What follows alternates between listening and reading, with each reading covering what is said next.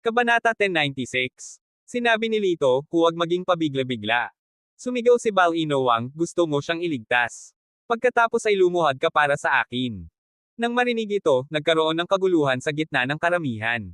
Master Argel, hindi mo magagawa iyon. Ang mga tuhod ng isang lalaki ay naglalaman ng ginto, hindi ka maaaring lumuhad sa kanya. Hinikayat ni Knife Master 3 na si Boy Eto daw. Hinikayat din siya ni Haidong, Master Argel, ang pagluhod ay makakasira sa iyong reputasyon. Mag-isip tayo ng ibang paraan. Bulong-bulungan ng mga nanonood, si Master Argel ay tiyak na hindi luluhod. Oo, kung ako siya, hindi ako luluhod. It's not worth it for a woman. Mabangis ang mukha ni Balino, gumalaw ang kutsilyo sa kanyang kamay, at isang bakas ng sariwang dugo ang umagos mula sa leeg ni Jasmine. Pow! Bago mag-react ang mga tao, lumuhad si Lito sa isang tuhod. Lumuhad talaga siya. Nagkaroon ng hindi makapaniwalang bulalas mula sa karamihan. Nagulat si Knife Master 3 sa una, ngunit pagkatapos ay naantig siya, namumuo ang mga luha sa kanyang mga mata. Iyan ang tunay na Master Argel, sobrang emosyonal. Ako ang napakababa ng pamantayan. Siya ay tunay na humanga. Hahaha, kahit gaano ka kagaling, kailangan mo pa ring lumuhad sa harap ko na parang aso. Tawa ng tawa si Balino. Kasabay nito, isang kaseryosohan ang bumalot sa mga mata ni Lito. Ngayon na ang oras, habang hindi pa siya handa. Sa isang pitik ng kanyang daliri, nagpadala siya ng isang pilak na karayom, na dumaikit sa palso ni Balino. Naramdaman ng matinding sakit, hindi sinasadyang binitawan ni Balino ang panggal sa kanyang kamay. Nahulog ang punyal sa sahig. Hindi maganda. Bulalas niya, napayuko sa takot upang kunin ang punyal. Ngunit huli na. Isang figure ang lumiwanag sa kanyang harapan, at si Balino ay lumipad palabas, bumagsak sa dingding. Tinulungan ni Lito si Jasmine na tumayo, nagtanong, okay ka lang? Pinunasan ni Jasmine ang kanyang mga luha, mahigpit na nagpipigil sa pag-iyak, at umiling. Sinabi ni Lito, lumayo ka. Ano man ang susunod na mangyari, huwag kang tumingin. Sumulyap si Jasmine kay Balino, naunawaan kung ano ang gagawin ni Lito, ngunit masunaring tumango at tumalikod. Lumapit si Lito kay Balino. Si Balino ay pinalo hanggang sa isang pulpol, nakahiga sa sahig na parang aso. Isang matinding pagpatay na layunin ang lumabas kay Lito. Nanginginig si Balino, Master Argel, hindi na ako maglalakas loob na gawin ito muli. Patawarin mo ako. Mabibigyan kita ng pera, maraming pera ang aking ama. Hindi ko kailangan. Isa lang ang gusto ko. Ang boses ni Lito ay nagdala ng hindi may kakaila na malamig na lamig, buhay mo. Sa mga salitang ito, naghatid siya ng suntok na pumutok sa ulo ng lalaki. Kahit na ang mga nakasanayan na sa karahasan ay natagpuan ng eksenang napaka-brutal at nakakagigil sa buto. Mabilis na lumapit si Mr. Dao, nag-alok ng tuwalya gamit ang dalawang kamay. Pinunasan ni Lito ang kanyang mga kamay, ang kanyang kilos ay kalmado na parang kakainom lang ng isang tasa ng tsaa. Personal na inayos ni Boy Eto Dao na ipadala sina Lito at Jasmine Yao sa Yao Mansion. Si Nylan Yao ay galit na nag-aalala. Nang makitang ligtas at maayos na nakabalik ang kanyang apo, napakagaan ng loob niya na halos mapaluha. Lito, narito ang 20 milyon. Dapat mong tanggapin ito, giit ni Nilo habang tinutulak niya ang isang tseke sa kamay ni Lito. Hindi na kailangan. Pumunta si Jasmine kay Balino para sa kapakanan ko. Responsibilidad ko ito. Seryosong sagot ni Lito. Ang bastos na si Balino ay tunay na isang lobo sa pananamit ng tupa. Anong nangyari sa kanya? Dapat ko siyang disiplinahin. Galit na sabi ni Nilo. Hindi na iyon kakailanganin. Hindi na niya tayo guguluhin muli, mahinahong tugon ni Lito. Nang marinig ang mga salitang ito, nagulat si Nilo. Hindi nagtagal ay bumungad sa kanyang mukha ang pag-unawa, at tumingin siya kay Lito na may bagong pahiwatig ng pagkamangha. Ilang beses inaliw ni Lito si Jasmine, pagkatapos ay umalis. Habang sinasamahan siya ni Nilo sa pinto, nakita niyang sumakay si Lito sa isang business vehicle. May kakaibang simbolo sa pintuan ng sasakyan. Lumabas ng sasakyan ang isang lalaking may galos sa mukha. Ang kanyang kilos ay nag-uutos ng paggalang, sa kabila nito ay pinakitunguhan niya si Lito ng may lubos na paggalang. Kinuha ni Nilo ang isang larawan ng simbolo at pinaimbestigahan ito ng isang tao. Hindi nagtagal, sinabi sa kanya ng kabilang partido, ito ang kotse ni Boy Eto Dao, ang pinakamalaking boss sa underworld. Napasinghap ng mariin si Nilo. Kung kotse ni Boy Eto Dao, ang lalaking may peklat na bumaba sa kotse para pagbuksan si Lito ng pinto ay si Boy Eto Dao. Personal na binubuksan ni Boy Eto Dao ang pinto, anong klaseng relasyon ito? Si Nilo ay nagbigay ng mapait na ngiti. Junior ang tingin ko sa kanya, balak ko siyang tulungan. Pero baka naapakan na niya ang ulo ko, at nagpakatanga ako. Lolo, bakit ka tumatawa na para kang umiiyak? Tanong ni Jasmine. Napabuntong hininga si Nilo. Napapabuntong hininga na lang ako na kaunti lang ang nalalaman ko tungkol kay Lito. Siguradong maraming kwento at sikreto sa likod niya. Talaga. Bakit hindi natin tingnan? Si Jasmine ay agad na naging masigasig. Pinandilatan siya ni Nilo. Unless you want to lose your life, that's not a place my hand reach. Huwag tayong makialam sa negosyo ng ibang tao.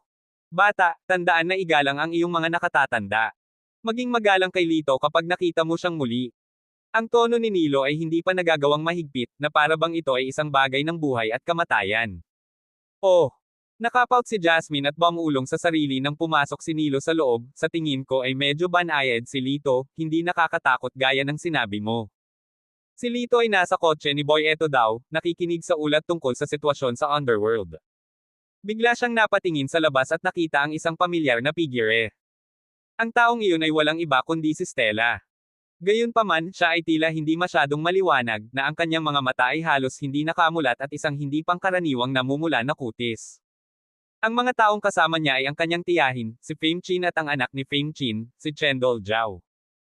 Hinaila nila si Stella palabas ng kotse at hinaila papasok sa isang hotel. Tumigil ka. Kumunat ang noo ni Lito, naramdamang may mali. Saglit na nag-alinlangan si Boy Eto daw, sinundan ng tingin ni Lito, tumawa siya, ang babaeng iyon ay malinaw na inaayos. Ang mga bagay na ito ay nangyayari araw-araw sa underworld, marami na akong nakita. Maghintay ka na lang dito. Nang walang pag-aalinlangan, binuksan ni Lito ang pinto ng kotse at pumasok sa hotel. Napakamot ng baba si Boy Eto daw, si Master Argel, kaya ay may gusto sa babaeng iyon. Mukha nga siyang kaakit-akit, ngunit hindi siya karapat-dapat sa ating matalino at magiting na Master Argel. Humalaklak ang driver sa harap nila, napaka-impress ni Master Argel, hindi kaya wala siyang babae sa tabi niya. Hindi rin ako sigurado tungkol dyan, pag-iisip ni Boy Eto daw. Si Master Argel ay masyadong abala sa paglilinang para magkaroon ng oras para sa pag-iibigan. Hindi na siya bata, bakit hindi natin siya tulungan? Biro ng driver, if he happens to fancy someone, it would count as a merit. Napakamot sa baba si Boy Eto daw, may sense naman. Sa oras na pumasok si Lito sa hotel, si Fame Chin at ang iba pa ay wala na sa paningin. Tinanong ni Lito ang front desk, yung 3 taong kakapasok lang, saang silid sila nagpunta. Ngumiti ang magandang receptionist at sinabing, I'm sorry, sir, but that is the privacy of our guests. We cannot just disclose it. Sinulyapan ni Lito ang karatula ng hotel, naaalalang kasama sa negosyo ng pamilyang Liu ang mga hotel. Sa isang pagsubok at tingnan ang saloobin, siya ay walang pakialam na nagtanong, ang hotel ba na ito ay nasa ilalim ng kontrol ng pamilyang Liu? Nagliwanag ang pagmamalaki sa mukha ng receptionist, oo, sa katunayan, bahagi kami ng negosyo ng pamilya Liu. Sabi ni Lito, sige. Tawagan mo ang manager mo. Ano? Nagulat ang receptionist sa katapangan ni Lito. Tiningnan niyang mabuti si Lito, sa pag-aakalang katamtaman lang ang suot nito at hindi katulad ng sa isang prestihiyosong panauhin. Binigyang diin ni Lito, kung pababayaan mo ako, ikaw ang mananagot. Dahil sa pangangibabaw ni Lito, nagulat ang receptionist. Para lang maging ligtas, pinatawag niya ang isang kasamahan sa manager. Habang hinihintay ang manager, isang mapang-uyam na boses ang nagsabi, bakit ikaw? Ang swerte ko lang, hindi ako dapat lumabas ngayong gabi. Lumingon si Lito at nakita ang isang magandang, dalaga, may bakas ng pagmamataas sa kanyang mga mata at kilay. I'm sorry? Sino ka? Tanong ni Lito. Ngumuso ang babae, nagpapanggap na hindi mo ako nakikilala.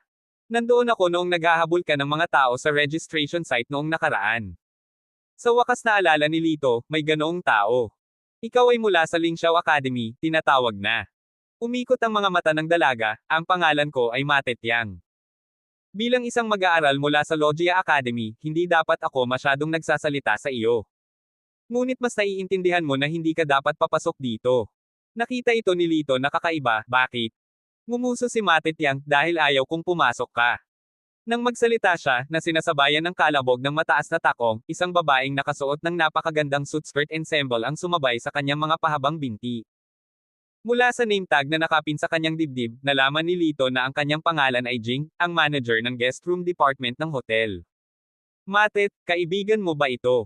Napatingin ang babae kay Lito. Hindi naman. Lumapit si Matet Jiang kay Jing, may ibinulong sa kanyang tainga. Nagtaas ng kilay si Jing, naiintindihan mo, ipaubaya mo sa akin. Hindi ka namin tinatanggap dito, lumipat si Jing sa harap ni Lito, walang emosyong naghatid ng kanyang mensahe. Ha! Wala pa akong nakitang room manager na mayabang, tumawa si Lito. Napangiti si Jing, base sa punit-punit mong hitsura, sa tingin ko hindi mo kayang bayaran ang room fee.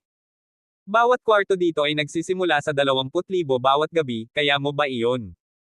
She continued, to be honest, I don't even think kumikita ka ng 2,000 a month. Patuloy na kinukutya ni Jing si Lito. Noon lang, tinawag ng front desk ang deputy manager ng hotel. Ikaw ba ang gustong makita ako? Tinitigan ng vice-presidente si Lito, lubos na nabigo. Akala niya ay may gustong makipagkita sa kanya na big shot, at natuwa pa siya. Itinuro ni Lito si Jing, napakasama ng ugali ng manager ng guest room ng iyong hotel. Ngumuso si Jing, Vice President Chen, mukhang kawawang tornilyo ang lalaking ito, naging bastos pa nga siya sa akin. Hindi naman masyado para palayasin siya, di ba? Pagkatapos sabihin iyon, nagpadala siya ng hindi maliwanag na tingin sa vice-presidente.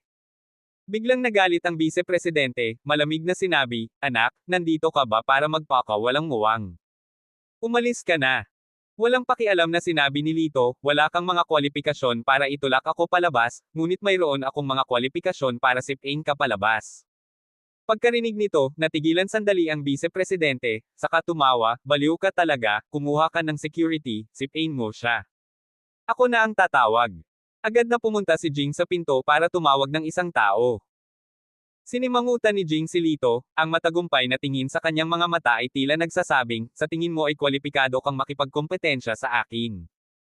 Habang hinihintay silang umalis, kinuha ni Lito ang Supreme Card mula sa kanyang bulsa at hinampas ito sa counter. Hindi muna ito sineryoso ng vice-presidente, tinatimad man lang na sumulyap sa kanya. Pagkatapos, ang isang sulyap ay nagpakita ng Supreme Card na mukhang pamilyar. Pagkatapos ng lahat, ang Supreme Card ay napakabihirang, marahil ay hindi mo makikita ito sa loob ng maraming taon. Bigla siyang may naalala, nagbago ang mukha niya. Ito na.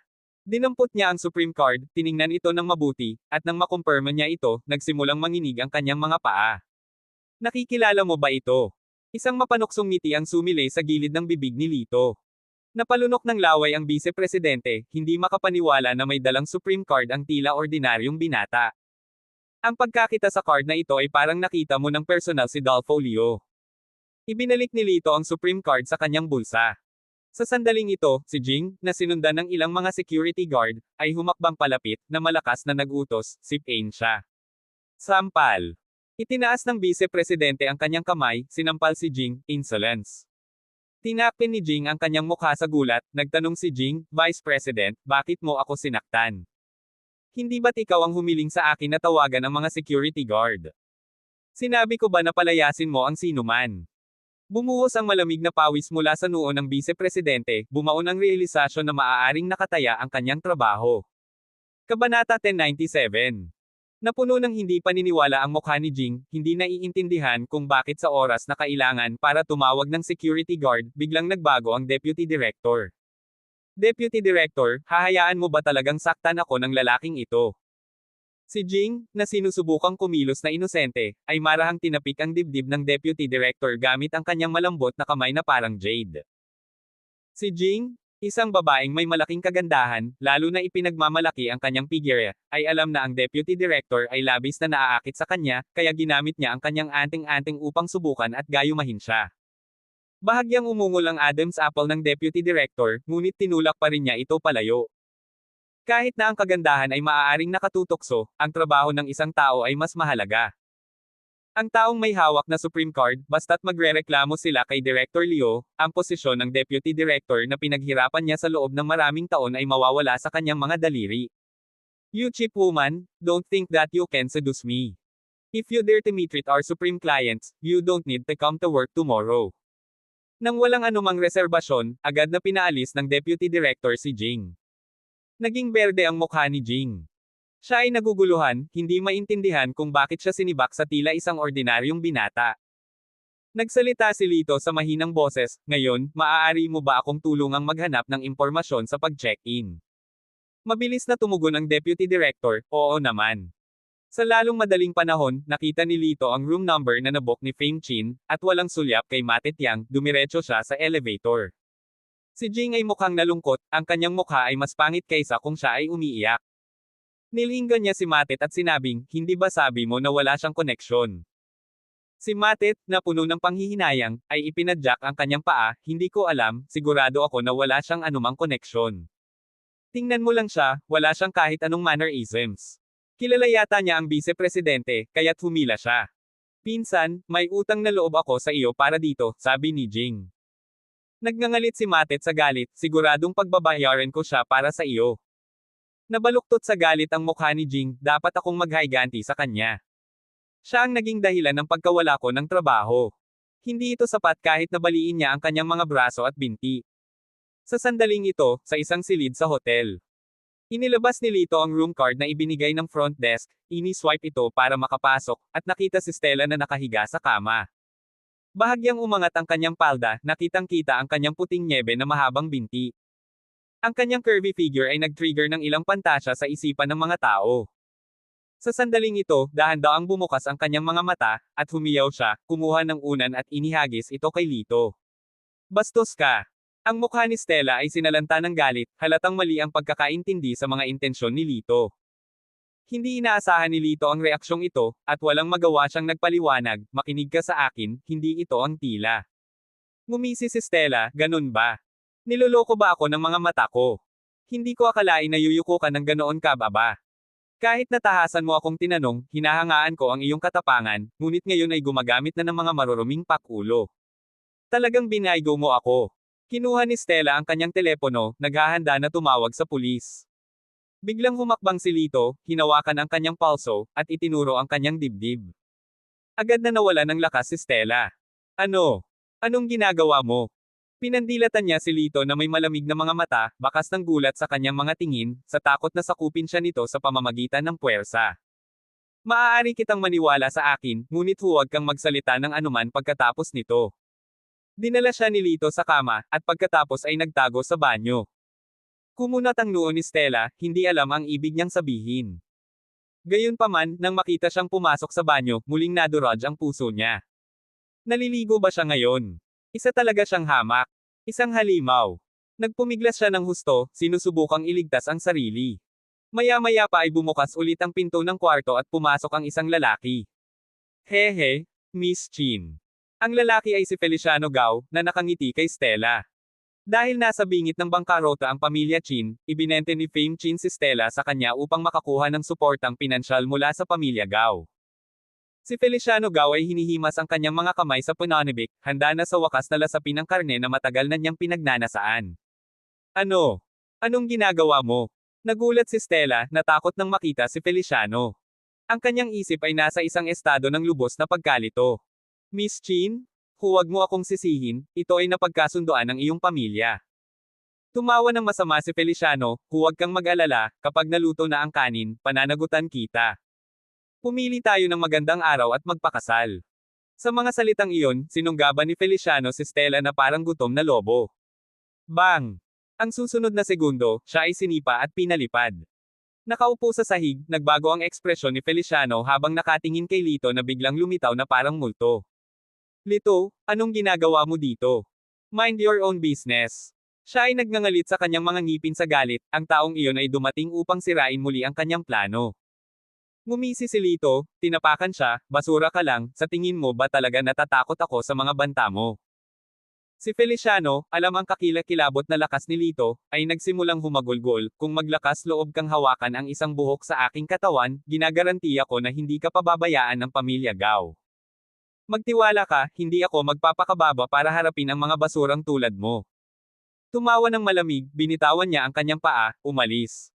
Nakahinga ng maluwag si Feliciano ngunit lihim na nasiyahan sa loob, tila natakot din si Lito sa lakas ng pamilya Gao.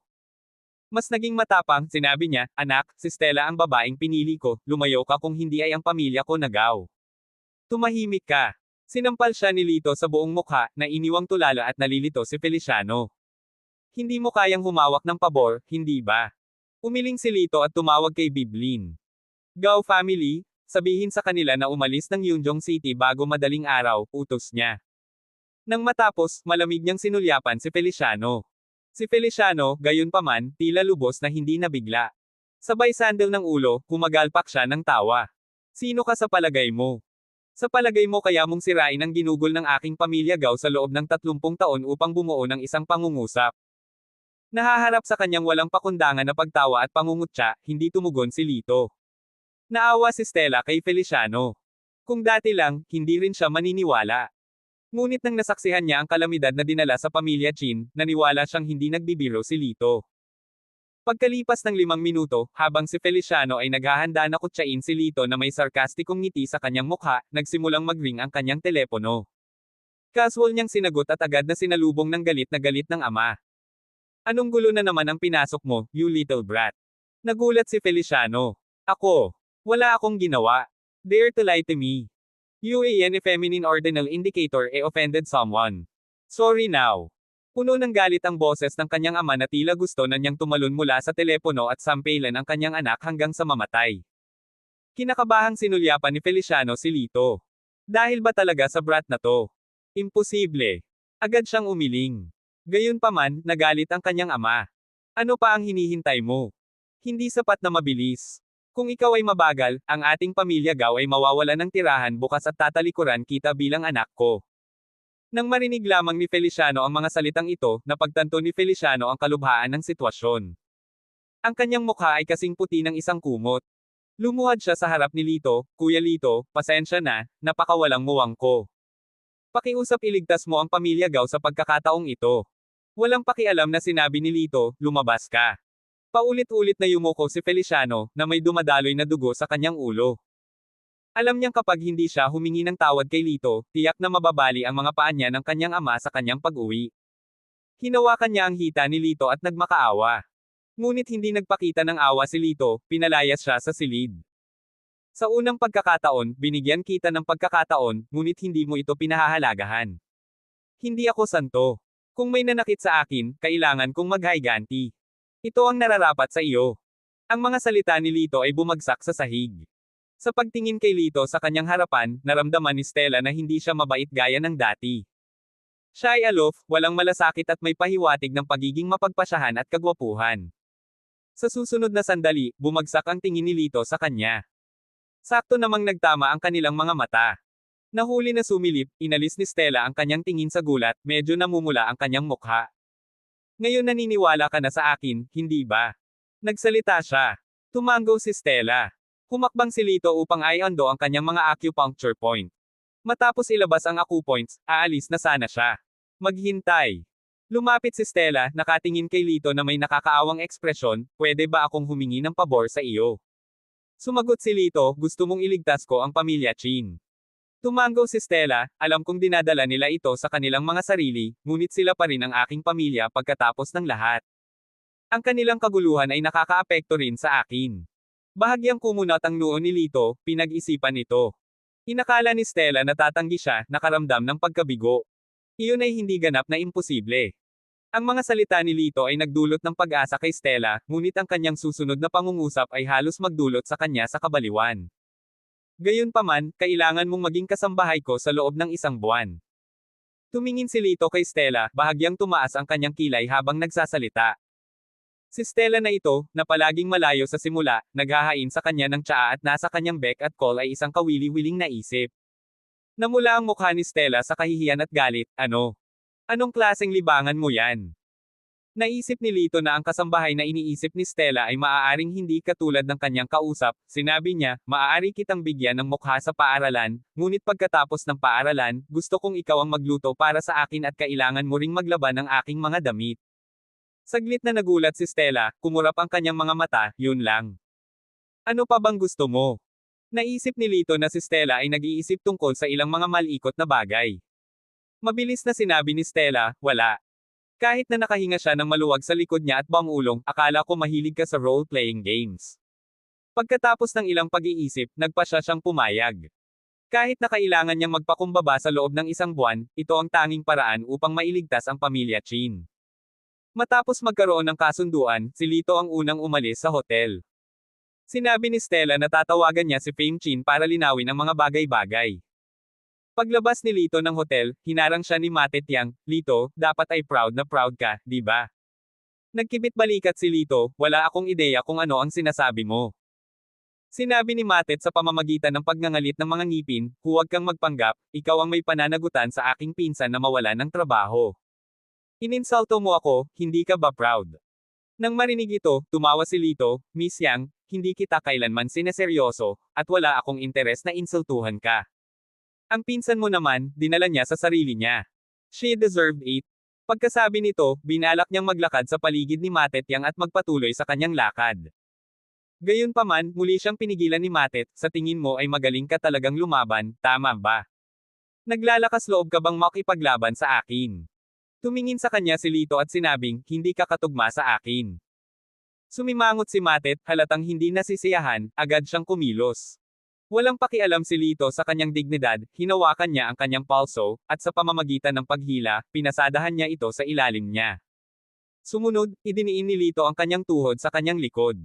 "Just by you." Umiling si Lito, nakaramdam ng labis na pagkabagot.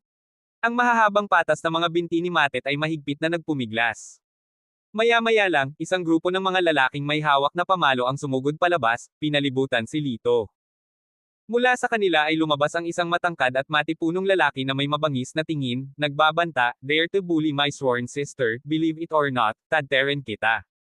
"Tulong, binabastos ako ng lalaking ito sa publiko." Malakas na sigaw ni Matet. Agad na nagtipon ang mga tao sa paligid ng pasukan ng hotel, nang marinig ang pangmomolestya, nagsimula silang magturo at magtsismisan tungkol kay Lito. Malamig na tumawa si Lito. Kaya ito ay isang klasikong setup. Kabanata 1098. "Anak, palayain mo na ang aking kinakapatid na kapatid, hindi kita bibitawan." Lumapit ang lalaki at hinawakan ang kwelyo ni Lito. Si Lito ay kalmado at composed, ang gilid ng kanyang bibig ay may bahagyang ngiti, "Ano ang balak mong gawin?" Ang mga taong nakapaligid sa kanila ay umiling sa pagkabigo, talaga, ang moral ng mundo ay nabubulok. Hinaras niya ang babaeng ito, ngunit mayroon siyang lakas ng loob na ngumiti. Galit na sumagot ang lalaki, "Mayroon kang dalawang pagpipilian. Alinman, mabali ko ang iyong binti, o bigyan mo ako ng 500,000 upang ayusin ito ng pribado. Hayaan mo akong pag-isipan." Hinawakan ni Lito ang kanyang baba, tila seryosong nag-iisip, "Sa tingin ko mas gugustuhin kong bayaran ang pera." Nagliwanag ang mukha ng lalaki sa tuwa nang marinig ito, hindi niya inaasahan na magiging ganoon kadali. Tumagilid siya, mabilis na ipinikit ang mga mata kay Matet. Napakurap si Matet, ipinahayag ang kanyang pagsang-ayon. Iniabot ng lalaki ang kanyang kamay kay Lito, "Ibigay mo ang iyong bank card." Umiling si Lito, "Teka lang, parang hindi pa ako tapos magsalita. 500,000 parang kulang na kulang." "Ano?" Ang komentong ito ay nagpatulala sa mga tao sa paligid. "Is this guy an walang muwang?" Kapag may nanliligaw sa kanya ng pera niya, nagrereklamo siya na sobrang liit. Tingnan mo siya, hindi siya mukhang isang mayaman, sinusubukang kumilos sa itaas ng kanyang istasyon. Ngumuso ang lalaki, "I've been part of the underworld for over a decade, I've never seen your kind. How much do you think is fair?" "Walang anuman, 1,000,000 lang," walang pakialam na sagot ni Lito. The man burst out laughing, "Fine, give me 1,000,000 and we'll call it a day." Umiling si Lito, "Sinadya kong bigyan mo ako ng 1,000,000, kung gayon hindi ako magdadala ng isyo sa iyo. Ginagulo mo ako di ba?" Tumigas ang ekspresyon ng lalaki at bigla niyang hinawakan ang kwelyo ni Lito. Sa sumunod na segundo, hinawakan ni Lito ang palso ng lalaki, pinisil ng mahigpit.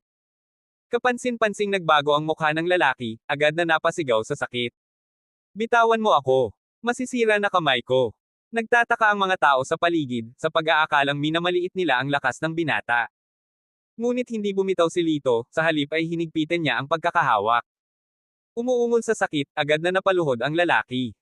Nang makita ito, napangisi si Matet, "Hindi lang ako ang nasaktan mo, kundi ngayon inaatake mo rin ang kapatid ko. Lalaki ka pa ba? Na-offend kita. You're not even worth it."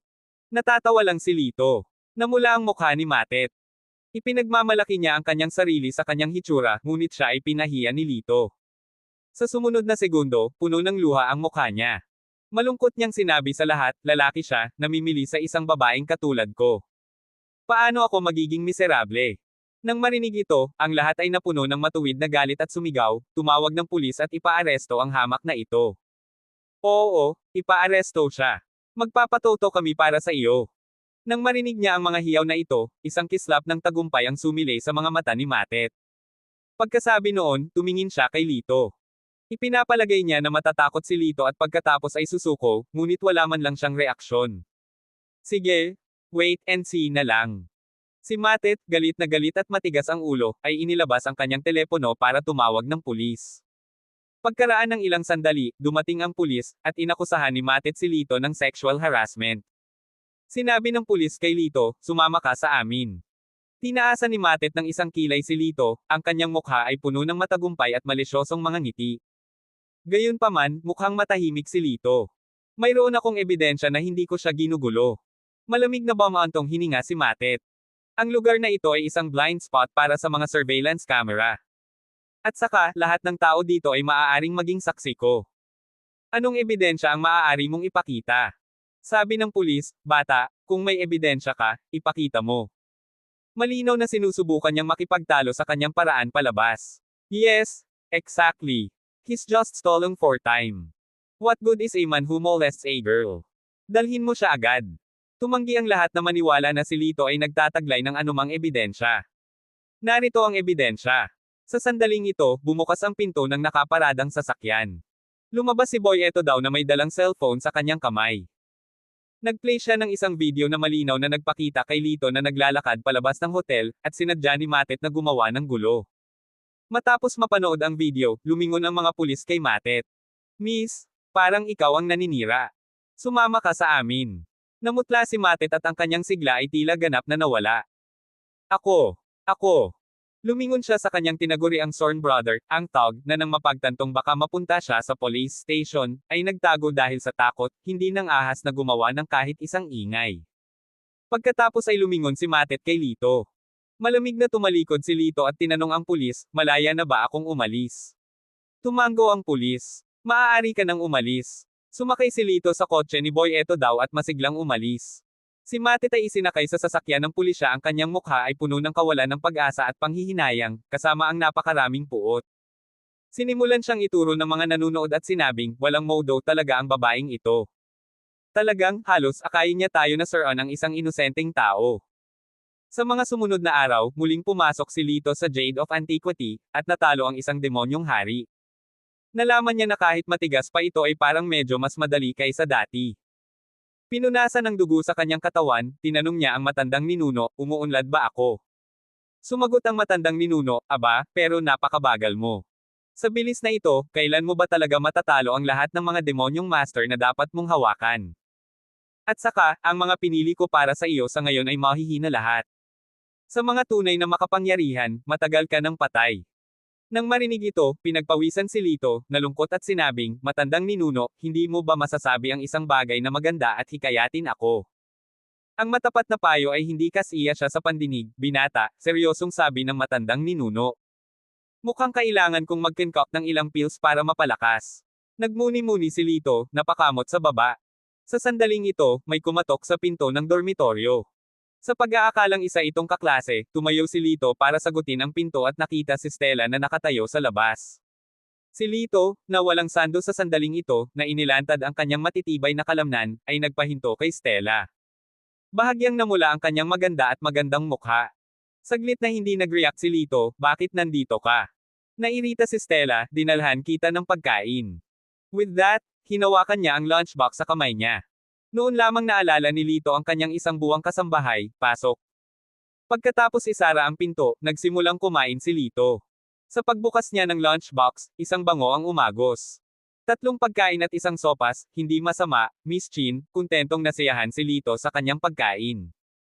Tumingin si Stella sa dorm room na may mabagsik na mukha, kahit isang kulungan ng baboy ay mas malinis kaysa sa lugar na ito. Kung gayon, sa palagay ko ay kailangan kitang troublemayan upang linisin ang aking kulungan ng baboy, Miss Chin, sagot ni Lito na may pilyong ngisi. Gustong sumagot ni Stella, ngunit kung isasaalang-alang ang estado ng kanyang sariling tahanan, maaari lamang niyang lunokon ang kanyang galit at magsimulang maglinis. Nakasuot ng mahabang damit na may waist nip, sa tuwing nakayuko siya ay isang pambihirang tanawin upang tamasahin. Si Lito ay nagnanais ng tanawin habang ninanamnam ang kanyang masarap na pagkain, ang pagod sa mga nakaraang labanan ng halimaw ay agad na naalis. Pagkatapos niyang ayusin ang silid at gawin ang paglalaba, bumagsak si Stella sa kama ni Lito, pagod na pagod. She rolled her eyes at him weakly. Her soft, languid wrists and ankles. I bet sinadya mong guluhin ang kwarto para lang mahirapan ako, right? Saglit na napatitig si Lito sa kanyang maislan at kumikinang na balat bago siya nagbigay ng bahagyang ngiti. Miss Chin, huwag mong isipin na ang iba ay kasing hina mo. Tumayo siya para umupo sa gilid ng kama at biglang hinawakan ang bukong-bukong ni Stella. Medyo payat at maputi, pero medyo namamaga. Ang mga daliri ni Lito ay marahang pinindot at minasahe ito. Walang kamalay-malay na umatras si Stella. Nauuto, ano? Anong ginagawa mo? Manahimik ka, mariing utos ni Lito habang hinihimas pa niya ng kaunti. Kaagad, kumalat ang isang alon ng tingting sa kanyang bukong-bukong sa buong katawan ni Stella. Hindi niya maiwasang magpakawala ng ungol. Bigla niyang napagtanto ang isang bagay, mabilis niyang tinakpan ang kanyang bibig upang pigilan ang paghajejek, at ang kanyang mukha ay naging mabilis na pula. Kahit na siya ay nahihiya, ang pamamaraan ng masahe ni Lito ay napakahusay na ayaw niyang tumigil ito. Matapos mamasahe ang magkabilang bukong-bukong niya, lumipat si Lito sa kanyang mga palso. Tapos na lahat. Nang matapos ang masahe, sumulyap si Lito kay Stella, nakitang hindi siya tumutugon. Nakatulog na pala siya. Sa ilalim ng madilim na liwanag, ang kanyang mapayapang natutulog na mukha at pinong puting balat, na wala sa karaniwan niyang matalas na mga gilid, ay napuno ng isang bagong tuklas na kahinahunan. Nang makitang mahimbing siyang natutulog, hindi siya ginaising ni Lito, sa halip ay tinakpan niya ito ng kumot at umupo sa isang upuan sa malapit. Inaasahan niyang magigising siya pagkaraan ng ilang sandali, ngunit marahil ang mahusay na pamamaraan ng masahe ni Lito ang nagpatulog kay Stella hanggang sa susunod na araw. Sa kabutihang palad, si Lito ay may sapat na kasanayan upang makatulog sa upuan. Nang magising si Stella, napagtanto niyang buong gabi siyang natutulog sa dorm room ni Lito, at pareho siyang inis at nahihiya. Bakit hindi mo ako ginaising? Nag-aalab ang galit sa mga mata niyang almond. Sa kawalan ng salita, sumagot si Lito, natutulog ka ng mahimbing, at alam kong papagalitin mo ako kung gigisingan kita. Sumulyap sa kanya, nagtanong si Stella, natulog ka ba sa upo ang iyon kagabi? Tumango si Lito, ano pa kaya iyon? Kung natulog ako sa iyo, hindi mo ba ako tinadtad ng magising ka? Paf! Hindi napigilan ni Stella ang tumawa. Ang dami mong sinasabing kalokohan. Huminga si Stella, tumayo, gagamitin ko ang banyo mo. Pagkatapos ay sinuot niya ang kanyang mataas na takong at tumungo sa banyo. Noon lang, may kumatok sa pinto ni Lito. Nang hindi nag-iisip, tumayo siya para sagutin ito. Ang bisita ay isang matamlay na batang lalaki na nagsabing, Lito, para lang ipaalam sa iyo, hindi natin kailangang dumalo sa unang klase ngayon, ang guro ay nakalib. Sige. Tumango si Lito. Maya-maya lang, lumabas si Stella sa banyo, medyo magulo ang buhok. Guru Chin. Nag-freeze ang atmosphere, nakaramdam silang tatlo ng awkward. Mabilis ang isip ng bata, commandant kay Lito, Miss Going, bro. Hindi. Alam ni Lito na hindi siya naiintindihan sa sandaling makita niya ang nagmumungkahi na hitsura ng bata. Nang maglilinaw na sana siya, tinapik ng bata si Lito sa balikat, hindi ko na kayo iistorbahin, aalis na ako. Dahil doon, hindi na niya binigyan ng pagkakataon si Lito na magpaliwanag at tumalikod na para umalis. Bumalik si Lito kay Stella, ibinuka ang kanyang mga kamay, Teacher Chin, sinira mo ang aking kainosentehan. Bakas din sa mukha ni Stella ang pagkapahiya, pinandilatan niya ito ng mata, ang lakas ng loob mong magsalita, ito ang iyong masamang ideya sa simula pa lang. Dinampot niya ang kanyang bag, naglakad patungo sa pinto, huminto, at tumalikod, ipaliwanag mo ng malinaw sa iyong mga kaklase, o makakalimutan mo ang pagpasa sa semestreng ito. Hinahampas ni Lito ang kanyang dibdib at ipinadyak ang kanyang mga paa, ito ay tahasang pananakot. Nahanap ni Lito ang lalaking kaklase na iyon, nagbayad ng napakaraming 10,000, at sa wakas ay nagtagumpay na patahimikin siya. Makalipas ang isang linggo, kalalabas lang ni Lito sa tindahan ng mga antik nang mapansin niyang tinawag siya ni Boy Eto daw. Tumawag siya pabalik, anong nangyari? Sinabi ni Boy Eto daw, kamakailan, narinig namin na may nagtatanong tungkol sa iyo, at tila may kaugnayan ito sa insidente ni Balino Wang. Bahagyang nagkomento si Lito, ibig mong sabihin, may gustong maghayganti kay Balino. Sinabi ni Boy Eto daw, malaki ang posibilidad, ang ama ni Balino na si Dex Wang ay nakipag-ugnayan kamakailan sa isang grupo ng mga mamamatay tao. Master Argel, gusto mo bang kumilos ako ng maaga para maiwasan ang mga gulo sa hinaharap? Isang pagkurap ng interes ang sumilay sa mukha ni Lito, isang ngiti ang sumilay sa gilid ng kanyang bibig, hindi na kailangan, ako na mismo ang hahawak nito. Kabanata 1099. Sa sumunod na linggo, si Lito ay ganap na nasisipsip sa sinaunang Jade. Matapos patayin ang 5 Demon Kings, sa wakas ay sumanib siya sa ikalimang artifact. Isang araw, pagkatapos ng klase, nakita niyang namumutla si Stella, halos madapa habang nakasandal sa dingding. Miss Chin? Okay ka lang. Habang tinanong niya ito, hinawakan niya ang palso ni Stella, mabilis na kinuha ang palso nito. Gaya ng iniisip niya, sinalakay siya ng masamang enerhiya. Tila nawala ng bisa ang anting-anting mula sa huling pagkakataon. Hindi ko alam kung ano ang mali.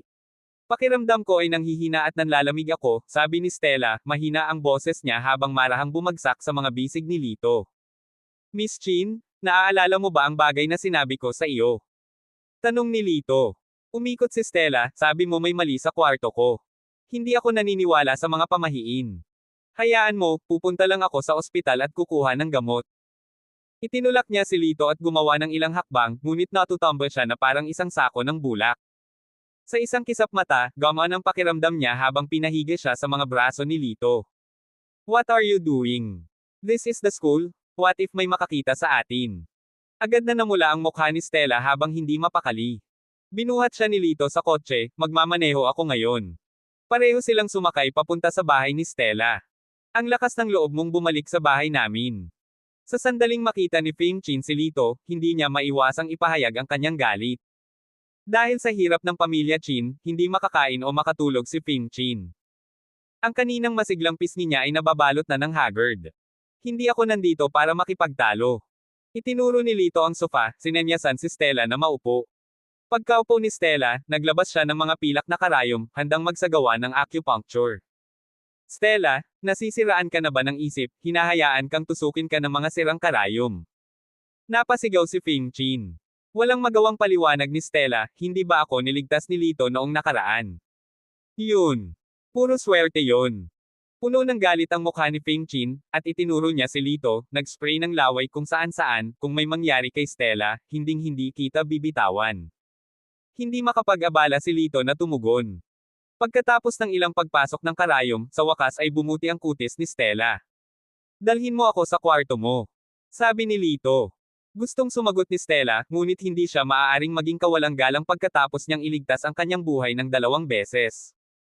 Stella, huwag kang makinig sa kanya. Sa tingin ko ay hindi maganda ang ibig niyang sabihin. Galit na pinandilatan ni Fame Chin si Lito. Ayos lang, iakyat ko siya saglit at babalik ako sa baba. Sumulyap si Stella kay Lito, sundan mo ako. Malamig na nagsalita si Fame Chin, hindi na ako makapaghintay na makita kung ano ang ginagawa mo. Dumating si Lito sa kwarto ni Stella, mabilis na iniskan ang silid, ang kanyang tingin sa wakas ay tumitig sa itim na palamuti sa bedside table. Nakikita niya ang mga ugat ng itim na enerhiya na nagmumula sa palamuti, na patuloy na sinasaktan ang katawan ni Stella. May mali ba sa ornament na ito? Nang makitang nakatutok si Lito dito, nagtanong si Stella. Tumanggo si Lito, ang bagay na ito ay masama, at dapat itong itapon kaagad. Anong pinagsasabi mo, masama? Siguradong baliw ka. Galit na saway ni Fame Chin, nakuha ko ito sa isang respetadong master sa aking paglalakbay. Sinabi niya na mabibiyayaan kami nito ng kapayapaan at mabuting kalusugan, at maakit pa ang pag-ibig sa aming buhay. How come it's entitled as evil pagdating sa'yo? Sa tingin mo ba ay mas mahusay ka kaysa sa master? Masiglang sagot ni Lito, pag-isipan mong mabuti, hindi pa ba nagsimulang lumala ang kalusugan ni Teacher Chin mula nang dalhin ang bagay na ito sa silid na ito? Sa mga salitang ito, parehong nagulat sina Stella at Fame Chin. Parang, yung timing is really more or less the same. Naramdaman ni Stella ang pagtibok sa kanyang puso, nag-iingat na sulyap sa palamuti. Huwag kang maniwala sa kalokohan niya, nagkataon lang. Sinusubukan lang niyang maghasik ng discord. Stella, huwag kang mahulog sa mga panluloko niya. Itinuro ni Fame Chin si Lito nang may sunod-sunod na sumpa. Tumawa si Lito, sige, dahil sa tingin mo ay benign ang ornament, bakit hindi mo ito dalhin sa iyong silid? Ito. Nawala nang masabi si Fame Chin, sa totoo lang, kinabahan siya sa mga salita ni Lito. Gayunpaman, paano niya aaminin na may mali sa palamuti? Hindi kaya isang sampal iyon sa sarili niyang mukha.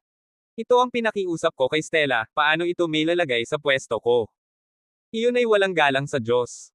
Matigas na pangangatwiran ni Stella Chin. Ngumisi si Lito, hindi pa siya nakakita ng taong napakamakasarili. Parang na-provoke, umupo si Fame Chin sa sahig at umungol, napanood ko na si Stella na lumaki mula pa noong maliit siya, paano ko siya sasaktan? Ikaw, isang tagalabas, ay walang karapatang pamuuna. Stella, mas gugustuhin mo bang maniwala sa isang tagalabas kaysa sa akin, sa tingin mo ba ay sasaktan kita? Saka ano pa ang silbi ng buhay ko, baka mamatay ako sa pagkakatama ng ulo ko. Pagkasabi nito, si Fame Chin ay malapit nang bumangga sa isang pader. Tita, wala akong tiwala sa'yo. Hindi ko kukunin ang palamuting ito. Mabilis na pinigilan ni Stella ang kanyang tiyahin, na nalulungkot. Napabuntong hininga si Lito. Tiningnan siya ni Stella, huwag kang magsalita ng kahit ano. Sa puntong ito, nagkaroon ng biglaang ideya si Lito at tumahimik. Tinulungan ni Stella si Fame Chin sa sala at inaliw siya sandali bago tuluyang kumalma si Fame Chin. Habang si Stella ay nag-iigib ng tubig, inilagay ni Lito ang kanyang telepono sa coffee table at sinundan siya.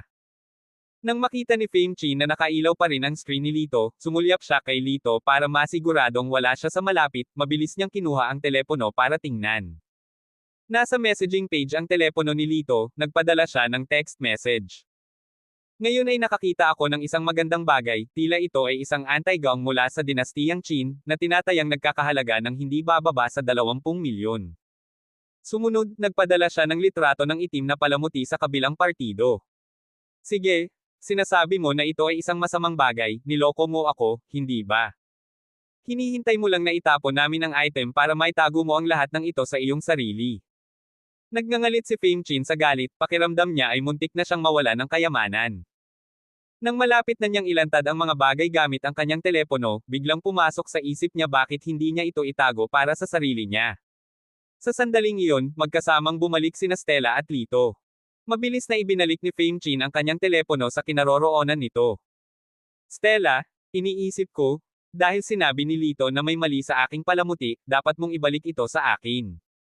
Nagpout si Fame Chin, hindi mayaman ang auntie mo, pero hindi ko matiis na mali, hindi ko sisisihin ang isang bagay na hindi ko ginawa. No need, don't overthink it, sinubukan ni Stella na pakalmayan siya. Gayunpaman, naging desperado si Fame Chin, iyon ay isang kayamanan na nagkakahalaga ng mahigit 20 milyon, hindi niya ito maibibigay ng libre kay Stella.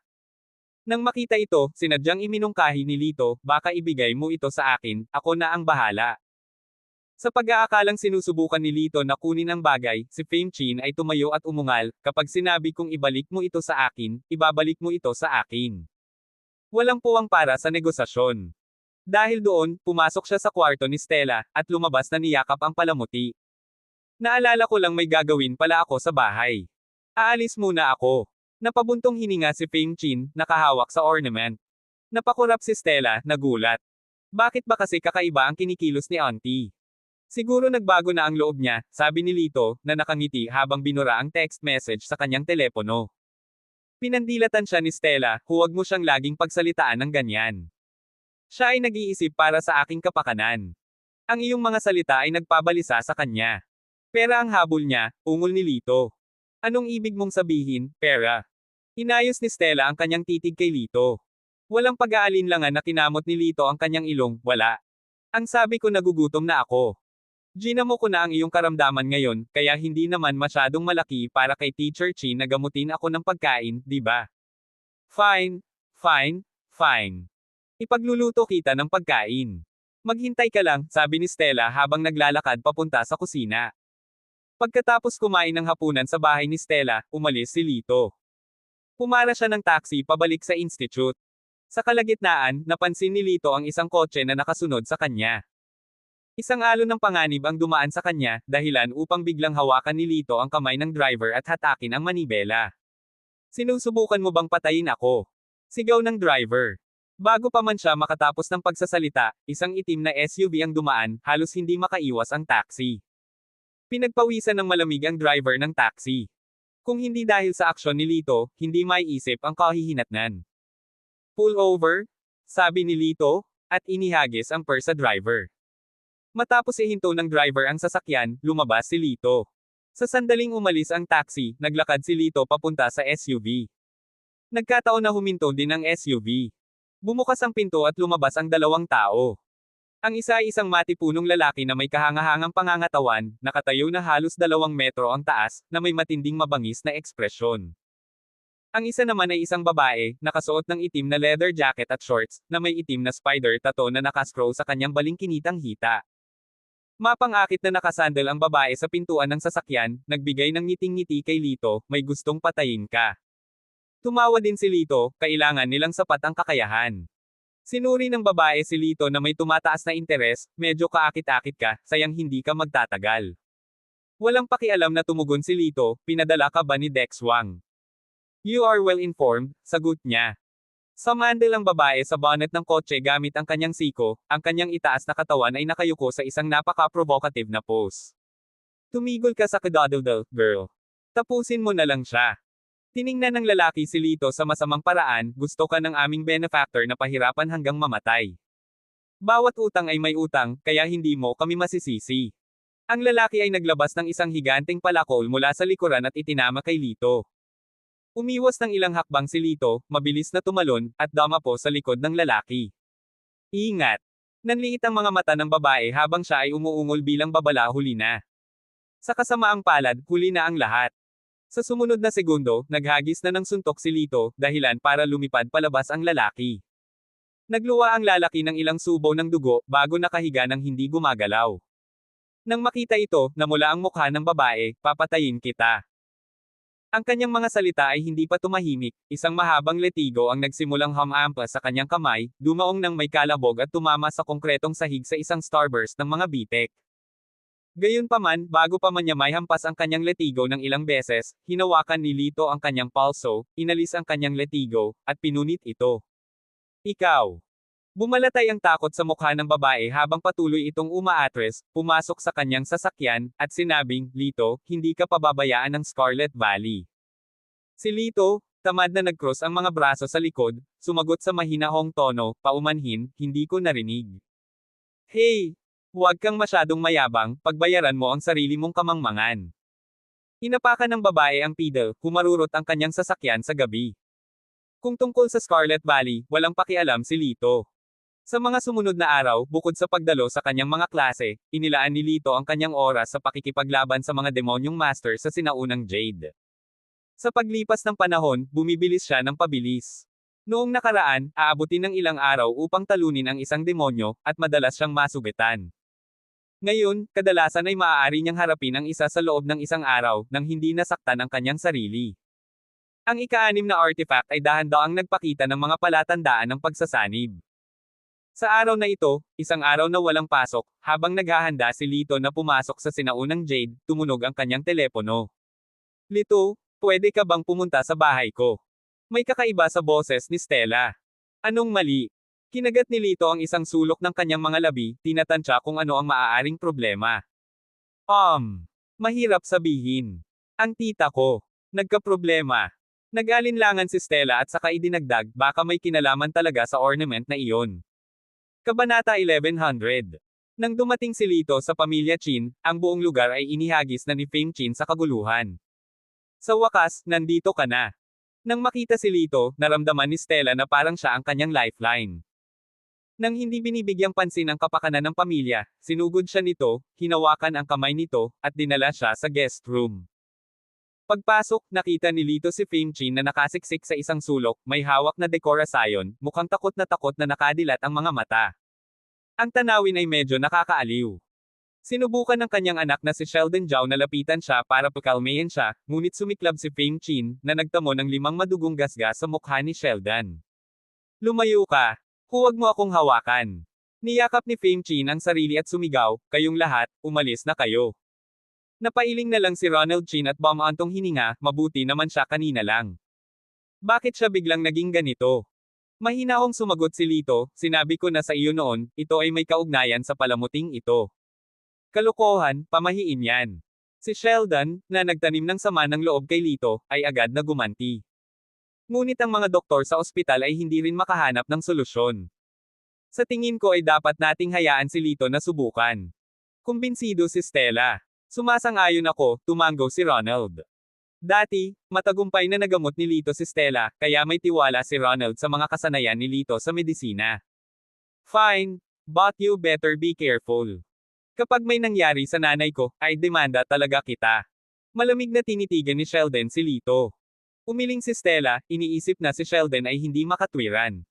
Tutal, nandito si Lito para tumulong at sa halip na magpasalamat, binyantaan siya ni Sheldon. Nang malapit na siyang makipagtalo, pinigilan siya ni Lito at umiling. Siya ay humakbang pasulong, ngunit nang malapit na siya kay Feng Chin, siya ay tumalon at sumigaw na parang natusok ng karayom. Inikot ni Lito ang kanyang daliri, at lumabas ang isang pilak na karayom, na nagturok sa akupoint ni Feng Chin. Nang halos 12 pilak na karayom ang eksaktong nahulog sa kanyang mga akupoint, si Feng Chin ay unti-unting nagiging matatag.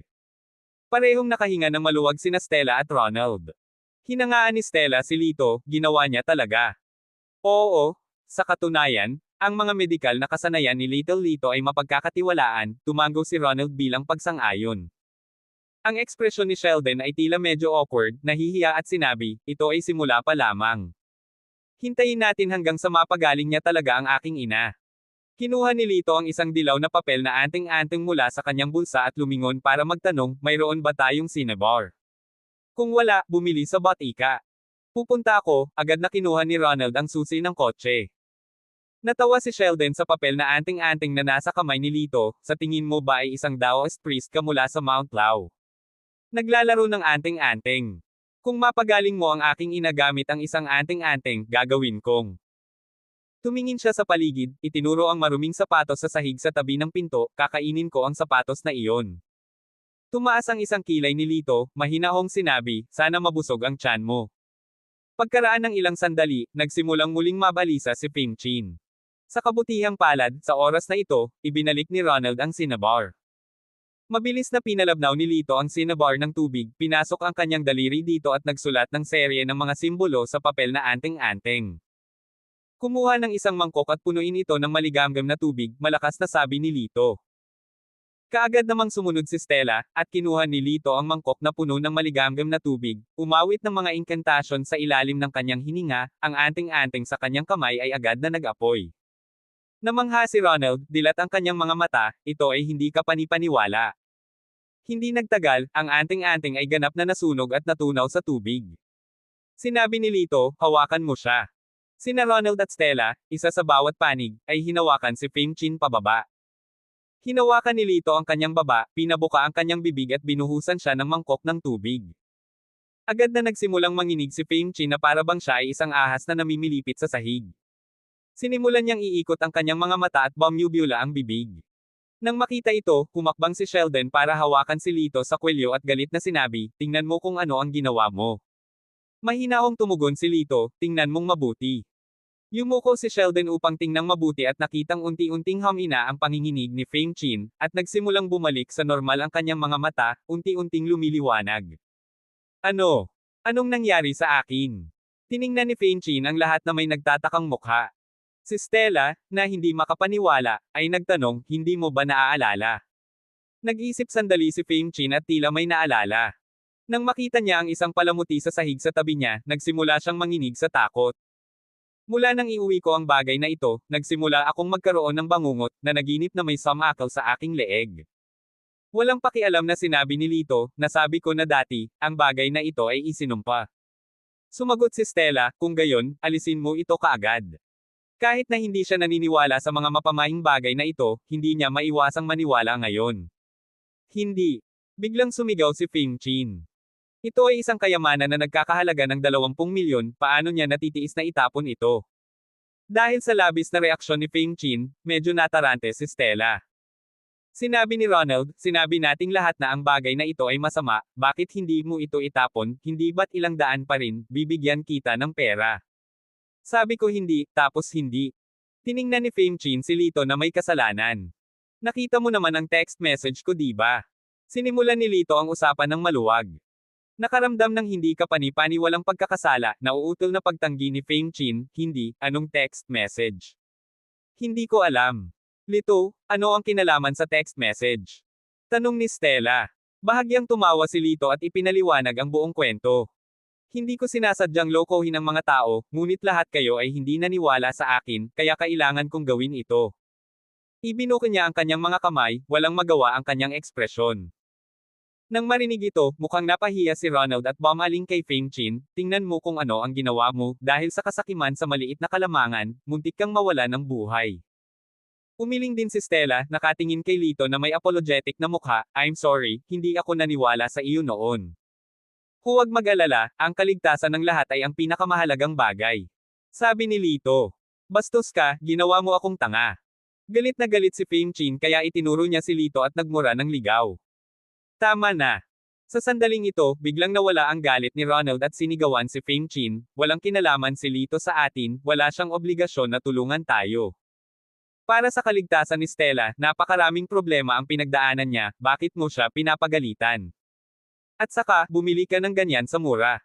Not to mention it almost harmed you, pag may nangyari kay Stella, babalatan kita. Iniligtas ni Lito ang iyong buhay, kahit na hindi ka magpasalamat sa kanya, paano ka magkakaroon ng lakas ng loob na pag-alitan siya? Palaging mahal ni Ronald ang kanyang kapatid na babae, ngunit sa sandaling ito, ang kanyang pagbulyaw ay nagpatahimik kay Fame Chin, hindi makapagsalita ng ilang sandali.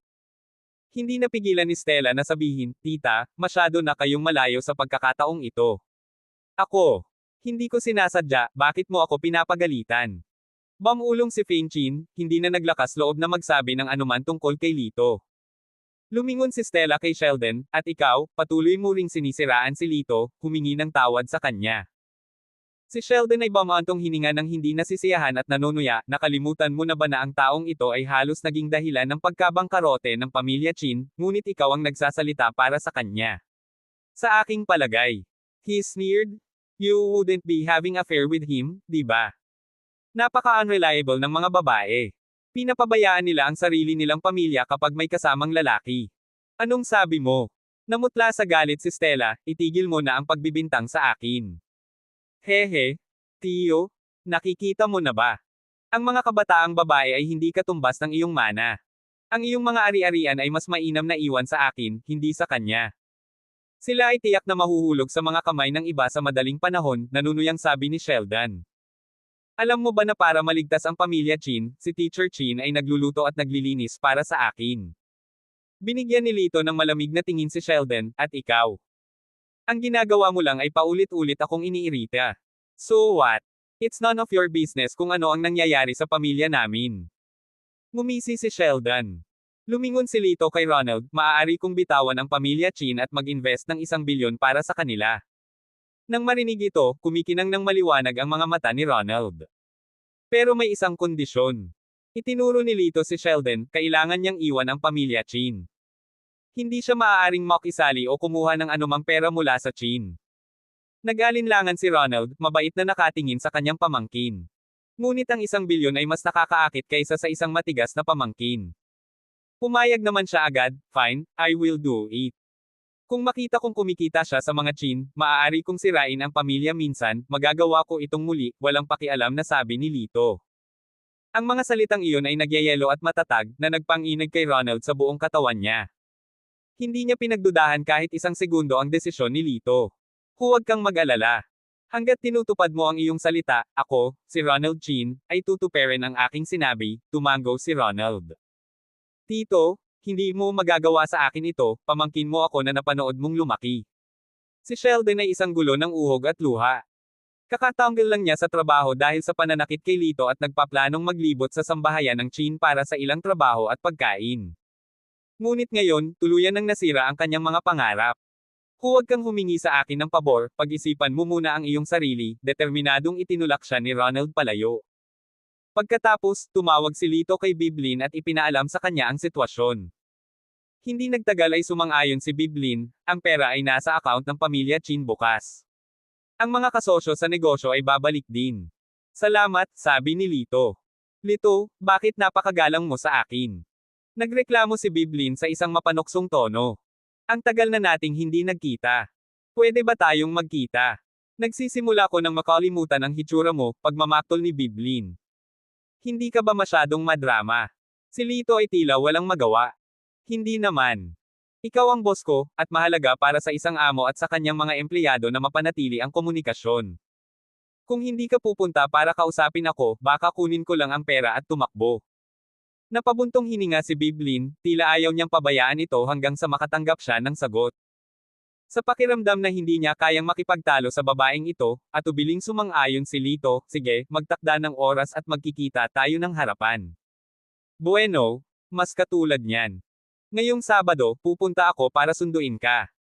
Hindi ako tatanggap ng anumang dahilan kung papatayin mo ako, o kung hindi, kukunin ko talaga ang pera at tatakbo, iiwan kang umiiyak hanggang sa hindi mo mahanap ang iyong paraan, mapanuksong pagbabante ni Biblin. Tumawa si Lito, huwag kang mag-alala, tiyak na hindi kita titigilan. Ipinaabot ni Lito ang mga salita ni Biblin kay Ronald. Sa sobrang pasasalamat, parang lumuhad si Ronald upang ipakita ang kanyang pagpapahalaga kay Lito sa mismong lugar. Bukod dito, iginiit din niya na manatili si Lito para sa hapunan. Kinawian ni Lito ang kanyang kamay, hindi na kailangan, may aasikasuhin ako, kailangan ko nang umalis. With that, tumalikod siya at naglakad palayo. Stella, ihatid mo na siya. Tinulak ni Ronald si Stella, nang si Stella ay hahakbang pasulong, sinabi ni Lito, hindi na kailangang ihatid ako. Nang makaalis si Lito, huminga ng malalim si Ronald, sayang, kasalanan ko ang lahat kung hindi ko nakilala ang isang hiyas nang nakakita ako. Nang makita ni Stella ang panghihinayang sa mukha ng kanyang ama, nagtanong si Stella, ano ang nangyari? Kung tinupad ko ang aking pangako noon at inayos ang kasal sa pagitan mo at ni Lito, natatakot ako na ang ating pamilya Chin ay nasa langit na ngayon. Nang makita ni Ronald ang naguguluhan ng mga mukha ng iba, nagsisisi na ipinaliwanag ni Ronald, hindi ka nakinig ng mabuti, di ba? Kanina lang tinawagan ni Biblin si Lito na boss sa telepono. Nang marinig ito, nagbago ang mukha ng lahat. Si Biblin ay kinikilala bilang ang nangungunang babaeng mamumuhunan sa Locks Country, na may hawak na hindi mabilang na mga asset sa kanyang mga kamay. Kung si Lito ang kanyang boss, ang kanyang net worth ay. Ito ay usap-usapan na si Biblin ay hindi ang tunay na amo, at may isang misteryosong tao sa likod niya. Tila, ang pinakamalamang na kandidato ay. Sa puntong ito, mukhang malungkot si Ronald, itinaas ang kanyang kamay para sampilan ang sarili, I'm so ignorant.